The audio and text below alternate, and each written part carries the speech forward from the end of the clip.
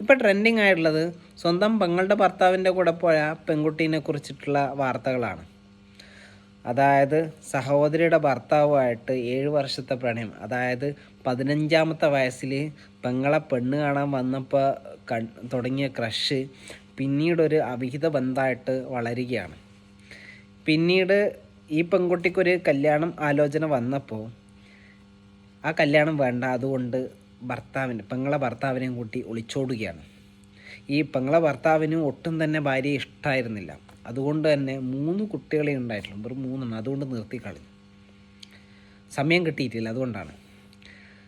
അങ്ങനെ 3 കുട്ടികളുടെ അമ്മേനെ ഉപേക്ഷിച്ചിട്ട് സ്വന്തം ഭാര്യയുടെ സഹോദരിയെ കൂട്ടിപ്പോയ, ചീത്തയാണ് പറയേണ്ടത്, എന്നാലും അയാളെ ഒരു മാന്യനായിട്ട് കാണാൻ തോന്നുന്നു, അല്ലാണ്ട് എന്ത് പറയാനാ. പോരാത്തതിന് കൂടെ പോകുമ്പോൾ വീട്ടിലുണ്ടായിരുന്ന പണവും മൊബൈലും ഒക്കെ എടുത്തിട്ടാണ് പോയത്. ഇപ്പം ലേറ്റസ്റ്റ് ആയിട്ടുള്ള അപ്ഡേറ്റ് വരുന്നതാണെങ്കിൽ ആ ചങ്ങായി പെണ്ണിനെയും ഒഴിവാക്കിയിട്ട് വേറെ പരിപാടി നോക്കിയിട്ട് പോയി. അപ്പം ഈ പെണ്ണ് പറയുകയാണ്, ഞാൻ വീട്ടിലേക്ക് തിരിച്ചു വരികയാണ്. അപ്പം അച്ഛനും അമ്മയും പറഞ്ഞു, ഈ വീട്ടിൽ കയറ്റണം നിൻ്റെ മുട്ടുകാല് തല്ലി ഓടിക്കും, ഇങ്ങോട്ടേക്കാറ്റം വന്നിട്ടുണ്ട് ശവടകായിരിക്കും പറഞ്ഞു. അപ്പം പിന്നെ അടവ് പിന്നെ ഒന്ന് മാറ്റി, ഞാൻ സന്യസിക്കാൻ പോവുകയാണ്, പിന്നെ ഏതെങ്കിലും ഒരു അനാഥാലയത്തിൽ ഞാൻ ഇങ്ങനെ ജീവിച്ചോളാം എന്നാണ് സെൻറ്റി അടിച്ച് പറഞ്ഞത്. നിൻ്റെ സെൻറ്റി കൊണ്ടൊന്നും ആരും വീഴാത്ത കൊണ്ട് തന്നെ 3ാമത്തെ അടവിട്ടു, അടുത്തടവ് ഞാൻ മതം മാറുകയാണ്. അങ്ങനെ മതം മാറിയിട്ടുണ്ടെങ്കിൽ പോകുന്ന മതക്കാർക്ക് ചീത്തപ്പേരായിട്ടൊരു ജന്തു, അത്രയേ ഉള്ളൂ. അല്ലാണ്ട് നിന്നെയല്ല ആര് കൺസിഡർ ചെയ്യാനാന്ന്. അതായത് സ്വന്തം പെങ്ങളെ ഭർത്താവിനെ പ്രേമിച്ചിട്ട് 3 കുട്ടികളായിട്ട് എന്നറിയാം, അയാളെയും കൂട്ടിയിട്ട് ഒളിച്ചോടിയ നിന്നെ എന്ത് പറയാൻ. പോരാത്തന്നെ ഈ വീഡിയോ പെങ്ങൾക്കാണ് അയച്ചു കൊടുക്കുന്നത്. എന്നിട്ട് പറയുന്നുണ്ട്, ഭർത്താവിനെ ഞാൻ ഒളിച്ചു വെക്കുന്നില്ല, പെങ്ങൾക്ക് എപ്പോൾ വേണേലും വന്നിട്ട് കാണാം, ഇനിയും 3 ആളെയും കൂടി കൂട്ടാനുണ്ട് എന്നൊക്കെയാണ് പറഞ്ഞത്. ഉമ്മ വെക്കുന്നു, കെട്ടിപ്പിടിക്കുന്നു, ഇതൊക്കെ ഒരു വീഡിയോ ചെയ്യുന്നതാണ്. നിങ്ങൾക്കെന്താ പറയാനുള്ള കാര്യങ്ങൾ പറഞ്ഞിട്ട് ബാക്കിയുള്ള കാര്യങ്ങൾ സ്വന്തം വീട്ടിലോ അല്ലെങ്കിൽ വേറെ എവിടെയെങ്കിലും പോയിട്ട് ചെയ്താൽ പോരെ, ഈ ക്യാമറക്ക് മുന്നിൽ വേണം. അതങ്ങനെ ഒരു ഇത്. വേറെ ഒരു സംഭവം ഉണ്ടായിട്ടുള്ള പുന്നപ്ര വയലാറാണ്, അത് അതിനും അപ്പുറമാണ്. ഇതും കുറച്ച് വഴി വെച്ച ബന്ധങ്ങൾ ബേസ് ചെയ്തിട്ടുള്ള സാധനങ്ങളാണ്. സ്വന്തം അമ്മയുടെ ജാരനെ ഇലക്ട്രിസിറ്റി കണി വെച്ചിട്ട് കൊന്നു. അടിപൊളിയായിട്ടുണ്ട്. ഇങ്ങനെയൊക്കെ വേണം മക്കളായിക്കഴിഞ്ഞാൽ. കാരണം മക്കൾക്കും ചീത്തപ്പേരാണ്, ഇങ്ങനെയുള്ള അപവാദ കാര്യങ്ങളും മറ്റുമൊക്കെ ചെയ്യുന്നുണ്ട്. ഒന്നിക്കാൻ നിങ്ങൾക്ക് ഇത്ര കഴപ്പുണ്ടെങ്കിൽ നിങ്ങൾക്കൊന്ന് ഒളിച്ചോടിക്കൂടായിരുന്നു, എന്നാൽ പിന്നെ ഇത്ര ചീത്തപ്പേരുണ്ടാവില്ല. സ്വന്തം വീട്ടിലേക്ക് പിന്നെ ഒരാൾ കടന്നു വന്നിട്ട് വേറെ കലാപരിപാടിയൊക്കെ നടക്കുന്നുണ്ടെന്ന് സ്വന്തം മകൻ അറിഞ്ഞു കഴിഞ്ഞാലുള്ള അവസ്ഥ നിങ്ങളൊന്ന് ചിന്തിച്ചിട്ടുണ്ടാവും. അല്ലേ വീട്ടുകാർ അറിഞ്ഞു കഴിഞ്ഞാലുള്ള അവസ്ഥ എന്നാണ്, അവരുടെ മാനസികാവസ്ഥ എന്നാണ്. അതും പുറത്തുള്ള ഒരാൾ വന്നിട്ട് പറയും, നിൻ്റെ അമ്മ ശരിയല്ല, ഇവിടെ പലരും വന്നു പോകുന്നുണ്ട് എന്നൊക്കെ. എന്തായിരിക്കും സ്ഥിതി? അത്രയും മോശപ്പെട്ട കാര്യമായതുകൊണ്ടായിരിക്കണം, തീരെ സഹിക്കാൻ പറ്റാത്തതുകൊണ്ടായിരിക്കണം മിക്കവാറും ആ വൈദ്യുതിക്കണി വെച്ചിട്ട് ഇയാളെ അങ്ങ് തട്ടിയത്. നല്ല കാര്യമാണ്, എനിക്ക് ഭയങ്കര ഇഷ്ടമായിരുന്നു. എനിക്ക് ഈ വീഡിയോ എടുത്ത് പറയണമെന്ന് വിചാരിച്ചിട്ട് തന്നെയാണ് ഞാൻ എടുത്തിട്ടുള്ളത്.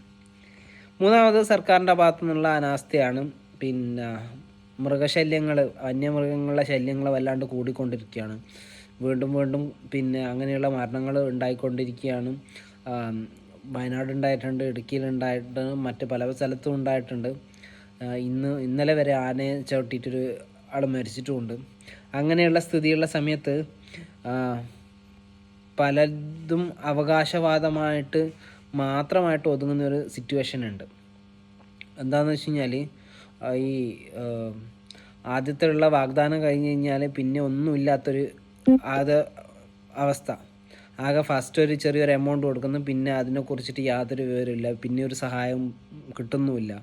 ഇങ്ങനെ ഒരു സിറ്റുവേഷൻ വന്നു കഴിഞ്ഞാൽ ആർക്കായാലും വലിയ തോതിലുള്ള സങ്കടം ഉണ്ടാകും. പ്രത്യേകിച്ച് ഒരാൾ നഷ്ടപ്പെട്ടിട്ടുള്ള വീടൊക്കെ ആകുമ്പം, പിന്നെ അച്ഛനെ കൊന്നിട്ട് മക്കൾ പിന്നെ അനാഥമായിട്ട് നിൽക്കൂലേ, അല്ലെ ഫാമിലിയിലെ ആരും കൊന്നു കഴിഞ്ഞാൽ ആ ഒരു സ്പേസിൻ്റെ അകത്ത് നമുക്ക് എങ്ങനെയെങ്കിലും ഒരു ധനസഹായം കൊടുക്കുകയെന്ന് വിചാരിച്ചു കഴിഞ്ഞാൽ അത് ചെയ്യാൻ പറ്റുന്ന കാര്യങ്ങൾ ചെയ്തു കൊടുക്കേണ്ടത് തന്നെയാണ്. നമ്മളെ സർക്കാരിൻ്റെ ഭാഗത്തു നിന്നുള്ള ഫോൾട്ടാണ് ഇങ്ങനെ ഒരു കാര്യം സംഭവിക്കാനുള്ള ചാൻസസ് ഉണ്ടാക്കിയത്. അങ്ങനെ പ്രൈവറ്റ് യൂണിവേഴ്സിറ്റീസ് തുടങ്ങാൻ വേണ്ടിയിട്ട് കേരള സർക്കാർ അനുമതി കൊടുത്തിരിക്കുകയാണ്. മന്ത്രിസഭയുടെ കരട് രേഖ മേശപ്പുറത്ത് വെച്ചിരിക്കുകയാണ്. മിക്കവാറും അനുമതിയും പൂർണ്ണമായിട്ട് കിട്ടാൻ ചാൻസ് ഉണ്ട്.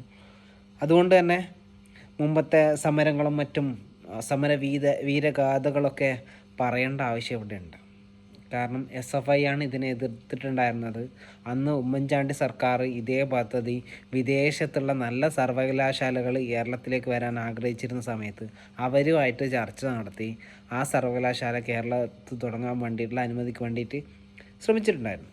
ആ സമയത്ത് SFI പല കാരണങ്ങൾ പറഞ്ഞ് അന്നത്തെ ശ്രീനിവാസൻ IAS IPS ആയിട്ടുള്ള വ്യക്തിയെ കയ്യേറ്റം ചെയ്യുന്ന അവസ്ഥ വരെ ഉണ്ടായിട്ടുണ്ട്. ആ സ്ഥിതിയിൽ നിന്ന് ഇന്ന് SFI എല്ലാം മറന്ന് ഓക്കെ ഞങ്ങൾ സമ്മതിച്ചിരിക്കുന്നു, കൈനീട്ടി. ഇതാണ് അവസ്ഥ. അതായത് അവരുടെ പേരൻറ് സംഘടനയായിട്ടുള്ള CPM പിന്നെ ഇടതുപക്ഷവും ഇടതുപക്ഷത്തു നിന്ന് എതിർപ്പുകളുണ്ട്. CPM മാത്രമാണ് തീരുമാനമാക്കിയിട്ടുള്ളത് വന്നോട്ടെ എന്നുള്ളത്. എന്നാൽ അവരുടെ ആ പാരൻ്റ് പോളിറ്റിക്സ് നടത്തുന്ന കാര്യങ്ങൾ പിന്നെ കണ്ണും പൂട്ടിയിട്ട് വെള്ളം തൊടാതെ പിന്നെ അനുസരിച്ച് നിൽക്കുന്ന പഞ്ചപുച്ഛം അടക്കിയിരിക്കുന്ന സ്വതന്ത്ര പ്രസ്ഥാനമാണ് SFI. ഒന്നും പറയാനില്ല. അന്നത്തെ ദേശീയ SFIയുടെ നേതാവായിട്ടുണ്ടായിരുന്ന കല്യാശ്ശേരി MLA ഇപ്പോൾ പഞ്ചപുച്ഛം അടക്കിയിട്ട് ഇരിക്കുകയാണ്, സച്ചിൻ ദേവ്. നമ്മുടെ ആര്യയുടെ ഭർത്താവ് വേറെ ആര് അന്നേരം പറഞ്ഞത് ഇവിടെ SFIയുടെ നെഞ്ഞത്ത് കയറി നിന്നിട്ടേ ഇവിടെ വിദേശ സർവകലാശാലയ്ക്ക് അനുമതി കിട്ടൂ. അങ്ങ് ഉമ്മൻചാണ്ടിയും രമേശ് ചെന്നിത്തലയും ഒക്കെ പോയി പണമുണ്ടാക്കാൻ വേണ്ടി പണം പറഞ്ഞുറപ്പിച്ചിട്ടാണ് ഈ ഒരു വിദേശ സർവകലാശാലയും ഓപ്പൺ സർവകലാശാലയും ഇവിടെ തുടങ്ങാൻ തീരുമാനിച്ചിരിക്കുന്നത്. ഇത് SFIയുടെ ചോരയിൽ ചവിട്ടി മാത്രമേ തുടങ്ങാൻ പറ്റുള്ളൂ എന്നാണ് പറഞ്ഞിട്ടുണ്ടായിരുന്നത്. ഇപ്പം അണ്ണാക്കിൽ വിരൽ കൂട്ടിട്ട് വെറുതെ ഇരിക്കുന്നുണ്ട്. ഇതൊക്കെയാണ് അവരുടെ സമര കോപ്രായങ്ങൾ. അവർ പ്രതിപക്ഷത്തിരിക്കും എല്ലാം കുറ്റവും, അതേ സാധനം തന്നെ അവർ ഭരണത്തിൽ വന്നു കഴിഞ്ഞാൽ എല്ലാം നല്ലതുമാവും. അതായത് അവരുടെ പാർട്ടീൻ്റെ അങ്ങനെ തന്നെയാണ് എന്ന് വെച്ച് കഴിഞ്ഞാൽ ഇവരെ പിന്നെ കൂടെ വന്നു കഴിഞ്ഞാൽ അവർ ലോകത്തുള്ള ഏറ്റവും മാന്യനായിട്ടുള്ള വ്യക്തിയായിരിക്കും. എത്ര ദണ്ഡിത്തരം കളിച്ചു കഴിഞ്ഞാലും പുറത്തു നിന്ന് നിൽക്കുന്ന സമയത്തും ഒക്കെ ഉണ്ടാകുന്ന കാര്യത്തിൻ്റെ അകത്ത് ആ ഒരു ടൈമിൻ്റെ അകത്ത് അവൻ ചെറ്റയും ഭൂലോക ഫ്രോഡും ഒക്കെ ആയിരിക്കും. അതേ സ്ഥിതിക്ക് സ്വന്തം പാർട്ടിയിലേക്ക് രണ്ട് കൈയിൽ നിന്നിട്ട് സ്വീകരിച്ചു കഴിഞ്ഞാൽ വിശുദ്ധനായ പുണ്യാളനാണ് പിന്നെ ആ പാർട്ടിയുടെ പ്രവർത്തകൻ, മീൻസ് കോംറേഡ്. അവരുടെ പാർട്ടിയിൽ നിന്നും കളിക്കാം, നിനക്ക് പെണ്ണ് പഠിക്കാം, പണമുണ്ടാക്കാം, എന്ത് തണ്ടിത്തരവും കാണിക്കാം, ഒരു പ്രശ്നമില്ല, പാർട്ടി നോക്കിക്കോളും. മേഹൂന അതാണ് പാർട്ടി നിലപാട്. പക്ഷേ അവൻ അതേ സ്ഥിതിക്ക് പാർട്ടിയിൽ നിന്ന് പുറത്തു പോയിട്ടുള്ള പിറ്റേത്തെ ദിവസം മുതൽ ഈ കഥകളൊക്കെ ഇവർ തന്നെ ഫ്ലാഷ് ആക്കുകയും അതങ്ങനെയുള്ള കുറേ അപരാധങ്ങൾ. ഇനി അടുത്ത വേറെ ഒരു ന്യൂസ് എന്ന് പറയുന്നത് 10 വയസ്സുകാരിയെ ക്രൂര പീഡനത്തിനിരയാക്കി.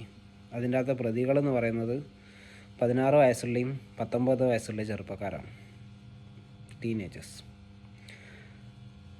നിങ്ങളിപ്പം മനസ്സിലാക്കേണ്ട ഒരു കാര്യം, കുട്ടികളെ നിങ്ങൾ മനസ്സിലാക്കുക. ഈ ഇംഗ്ലീഷ് പടത്തിലെ തുണ്ടും മറ്റേതൊക്കെ കണ്ടിട്ട് അത് അപ്ലൈ ചെയ്യാൻ ഒരിക്കലും പോകരുത്. അത് ആക്ടിങ്ങുമാണ്, റിയൽ ലൈഫല്ല. അതിക്രൂര ബലാത്സംഗത്തിനിരയായ അതിക്രൂര പീഡനത്തിന് ഇരയായിട്ടുണ്ടെന്നാണ് പറഞ്ഞിട്ടുള്ളത്. അടൂരിലാണ് സംഭവം. കുട്ടികളോടാണ്, നിങ്ങൾ ഈ കാണുന്ന പോൺ വീഡിയോസും മറ്റും റിയലിസ്റ്റിക് ആയിട്ടുള്ള ഒന്നല്ല. അവർ ആ വീഡിയോ ക്രിയേറ്റ് ചെയ്യാൻ വേണ്ടിയിട്ടുള്ള സജ്ജീകരണങ്ങൾ ആഴ്ചകൾ മാസങ്ങളൊക്കെ എടുത്തിട്ടാണ് ചെയ്യുന്നത്. ഒരു പോൺ വീഡിയോ എടുത്ത് തീർന്നെന്നുണ്ടെങ്കിൽ ഏകദേശം 2 മുതൽ 3 മണിക്കൂർ ടൈം ഒരു സീനൊക്കെ 1-2 സീനൊക്കെ എടുക്കാൻ വേണ്ടിയിട്ട് വരും. ടോട്ടലൊരു ഷെഡ്യൂൾ ചെയ്തിട്ടാണ് അവർ ചെയ്യുന്നത്. അതിന് വേണ്ടിയിട്ട് അവരെടുക്കുന്ന എഫേർട്ടും കാര്യങ്ങളൊക്കെ വളരെ വലുതാണ്. പിന്നെ നമ്മൾ സിനിമ എങ്ങനെയാണോ ഉണ്ടാക്കുന്നത് അതേ രീതിയിൽ തന്നെയാണ് പോൺ വീഡിയോസും ഉണ്ടാക്കുന്നത്. അല്ലാതെ വെറുതെ പോയി കളിക്കുക എന്നുള്ള രീതിയല്ല ശരിക്ക്. അതിൻ്റെ അകത്തുള്ള സൗണ്ടും കാര്യങ്ങളും ഒക്കെ ഫേക്കാണ്. നിങ്ങൾ വിചാരിക്കുന്നത്ര സുഖവും കാര്യങ്ങളൊക്കെ കിട്ടുന്ന സാധനമല്ല സെക്സ് എന്ന് പറയുന്നത്. സെക്സിൻ്റെ അകത്ത് പല പ്രശ്നങ്ങളുണ്ട്. മിക്കവാറും പെയിനായിട്ടുള്ള ഒരു സിറ്റുവേഷനായിരിക്കും സെക്സിൽ ആദ്യ കാലങ്ങളിൽ അനുഭവിക്കാൻ പോകുന്നത്. അത് 2 പാർട്ടീസിൻ്റെ അകത്തായാലും അങ്ങനെ തന്നെയാണ്. അതുകൊണ്ട് ഇമാതിരി വീഡിയോസും കണ്ടിട്ട് ഒരു പെൺകുട്ടീനെ സമീപിക്കാനോ നിൽക്കരുത്. പോരാത്തതിന് മൈനറാണെങ്കിൽ നിങ്ങളൊരു കാര്യം മനസ്സിലാക്കുക, പോക്സോ കേസ് വരും. അത് നിങ്ങൾ മ്യൂച്വൽ എഗ്രിമെൻറ്റ് നടത്തിയിട്ടുള്ള സെക്സ് ആണെങ്കിൽ കൂടി അത് കേസ് തന്നെയാണ്. നിങ്ങളൊരു 10 കൊല്ലം കഴിഞ്ഞിട്ട് പിന്നെ ഈ പെൺകുട്ടി കേസ് കൊടുക്കുന്നു, എന്നെ 15-ാമത്തെ വയസ്സിൽ 17-ാമത്തെ വയസ്സിൽ 18 ആകുന്നതിന് മുമ്പ് മുതൽ പീഡിപ്പിച്ച് തുടങ്ങിയിട്ടുണ്ട് എന്ന് പറഞ്ഞു കഴിഞ്ഞാൽ അതിന് പിന്നെ എന്തെങ്കിലും ഒരു തെളിവ് ബാക്കിയുണ്ടെങ്കിൽ, ഈവൻ ഫോൺ ചാറ്റോ അല്ലെങ്കിൽ വാട്സപ്പ് ചാറ്റോ ഒന്നും ബാക്കിയുണ്ടെങ്കിൽ തീർന്നു. പോക്സോ കേസ് തന്നെയാണ്.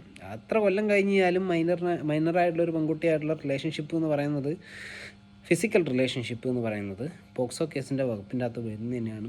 അത് എത്ര കൊല്ലം കഴിഞ്ഞിട്ടുള്ള 100% ലിറ്ററസി സാർ, കേരള സാർ. ഈ ഒരു വീഡിയോ ഇപ്പോൾ ട്രെൻഡിങ് ആയിട്ട് പോയിക്കൊണ്ടിരിക്കുകയാണ്. അപ്പോൾ അതിനെതിരെ കേസെടുത്തിട്ടുണ്ട്. അതായത് അതിൻ്റെ അകത്ത് സെക്ഷുവലായിട്ടുള്ള അബ്യൂസസ് ഉണ്ടായിട്ടുണ്ട്. സെക്ഷുവലായിട്ടുള്ള വാക്കുകളും മറ്റും അബ്യൂസ് ചെയ്യുന്ന രീതിയിൽ സംസാരിച്ചിട്ടുണ്ട്. അതിൻ്റെ അകത്തുള്ള ആങ്കേഴ്സായിട്ടുള്ള റെയ്നക്കെതിരെയും പിന്നെ വേറൊരു ആൾക്കെതിരെയും മുംബൈ പോലീസ് കേസെടുത്തിട്ടുണ്ട്. പോരാത്തതിന് കേരളത്തിൽ നിന്നുള്ള ഒരു കേസും കൂടി പോയിട്ടുണ്ട്. മിക്കവാറും ആ കേസും കൂടി എടുക്കും. മാപ്പം കരച്ചിലൊക്കെ ആയിട്ട് ആ ആങ്കേഴ്സ് വന്നിട്ടുണ്ട്. റെയ്നയും വേറെ ഏതോ ഒരു പേരിലൊരുത്തനുമാണ്. അവരാണ് ബെസ്റ്റ് എന്താ പറയുക ഇൻഫ്ലുവൻസേഴ്സ് ഓഫ് ഇന്ത്യ എന്ന് ലാസ്റ്റ് ഇയർ അവാർഡ് കൊടുത്തിട്ടുള്ള വ്യക്തികൾ. നല്ല കാര്യമാണ്, മികച്ച കാര്യമാണ്. കാരണം ഇങ്ങനെയുള്ള കുറേ ആൾക്കാരൊക്കെ എക്സ്പോസ് ചെയ്യുന്നത് ഇങ്ങനെയുള്ള കുറച്ച് പ്രോഗ്രാമൊക്കെ വരുമ്പോഴാണ്. അങ്ങനെ ആ കേസും നല്ല രീതിയിൽ വരും. കേരളത്തിൽ നിന്ന് കേസ് കൊടുത്തിട്ടുള്ളത് രാഹുൽ ഈശ്വറാണ്. ഞാൻ തന്നെ ഇദ്ദേഹത്തിനെ കുറ്റവും പറഞ്ഞിട്ട് വീഡിയോ ഇട്ടിട്ടുണ്ട്. പക്ഷേ ഇത്തരം കാര്യങ്ങളിൽ ഞാൻ അപ്രീസിയേറ്റ് ചെയ്യുന്നുണ്ട്. മികച്ചൊരു തീരുമാനമാണ്. എന്നും ഇതേപോലെ തന്നെ നടക്കട്ടെ. അത്രയും കേരളത്തിന് അത്രയും മോശമായിട്ട് ചിത്രീകരിച്ചിട്ടുള്ള ഒരു സ്റ്റേറ്റ്മെൻ്റ് ആയിരുന്നു ആ സിഖുകാരൻ്റെ അടുക്ക് ഇന്നുണ്ടായിരുന്നത്. വെറും 65-68% ലിറ്ററസി റേറ്റുള്ള ഒരു സംസ്ഥാനമാണ് പഞ്ചാബ് എന്ന് പറയുന്നത്. അവർ 90% എബോവുള്ള കേരളത്തിനെ കളിയാക്കുന്നു. ശരിയാണ്, ഒരു വോട്ട് ചെയ്യണ്ടേ തീരുമാനിക്കുന്ന അവനവൻ്റെ ഇഷ്ടമാണ്. പോരാത്തതിന് അവിടെ പല കാര്യങ്ങളും കൺസിഡർ ചെയ്യാനുണ്ട്. നിങ്ങൾക്ക് പൊളിറ്റിക്സ് ഇഷ്ടമല്ലെങ്കിൽ പൊളിറ്റിക്സ് ഇഷ്ടമല്ല, അത്ര തന്നെ. അല്ലെങ്കിൽ നിങ്ങൾക്ക് പൊളിറ്റിക്സ് താല്പര്യമുണ്ടോ പൊളിറ്റിക്സ് താല്പര്യമുണ്ട്. വോട്ട് ചെയ്യണമെന്നുണ്ടെങ്കിൽ ചെയ്യാം. അത് ഉചിതമായിട്ടുള്ള തീരുമാനം എടുക്കുന്നത് നിങ്ങൾ തന്നെയാണ്. നിങ്ങൾക്ക് വേണമെന്നുണ്ടെങ്കിൽ ചെയ്താൽ മതി. എന്നാലും ഗവൺമെൻറ് പറയും നിങ്ങൾ വോട്ട് ചെയ്യുന്നത് നിങ്ങളുടെ അവകാശമാണ്. ആ അവകാശം നിങ്ങൾക്ക് വേണ്ടാന്ന് വെക്കുന്നത് അവരുടെ ഇഷ്ടമാണ്. കാരണം അവർക്ക് പറ്റിയ കാൻഡിഡേറ്റിന് കിട്ടാത്തത് കൊണ്ടായിരിക്കും. അത് ഒരു വലിയ വിഷയമായിട്ടൊന്നും കരുതാനില്ല. പക്ഷേ അത് പറഞ്ഞ ശൈലിയിലുള്ള മോശമായിട്ടുള്ളൊരു കമൻ്റായിട്ട് ഫീൽ ചെയ്തിട്ടുണ്ട്. അത് തിരുത്തണം എന്നാണ് എൻ്റെ അഭിപ്രായം.